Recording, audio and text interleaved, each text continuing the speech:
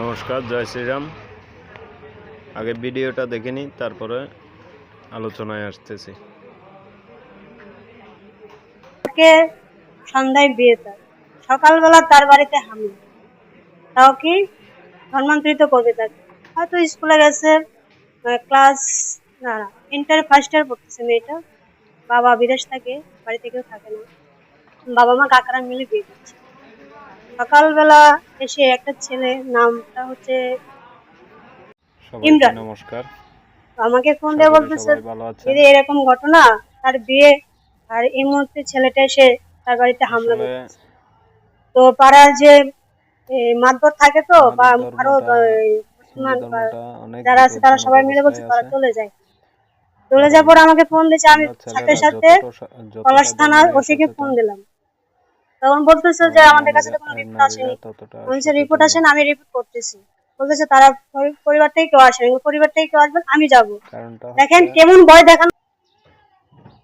তাদের পারিবারিক শিক্ষা, ধর্মীয় শিক্ষা,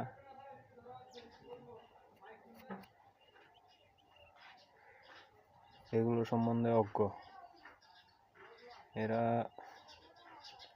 পশ্চিমা কালচারকে সবসময় আপন করে নেয়। আর পশ্চিমারা যেমন বিদেশে, ধরুন ইউরোপ আমেরিকাতে আমাদের সনাতনের জয় জয়কার,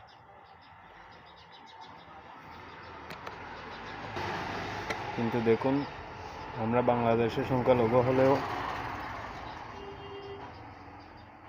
আমাদের মা বোনেরা প্রতিনিয়ত ধর্ম পরিবর্তন করতেছে। ওরা লাভ জেহাদ করে করে আমাদের ধর্মটাকে নিয়ে ছেলেখেলা করতেছে। কারণ ওরা এমনভাবে এদের ব্রেন ওয়াশ করে, তখন এরা মা বাবাকেও চেনে না। তারপর 2-3 মাস শরীরের জ্বালা মিটিয়ে বা একটা বাচ্চা ধরিয়ে দিয়ে তারপর তালাক দিয়ে দেয়। তখন ওই মেয়েটার আশ্রয় হয় কোনো পতিতালয়ে বা কোনো এর জীবনটা পুরাই নষ্ট। তাই আমাদের মেয়েদের ধর্ম সম্বন্ধে সবসময় সচেতন থাকতে হবে এবং ধর্ম নিয়ে বেশি বেশি জানতে হবে। জয় শ্রীরাম।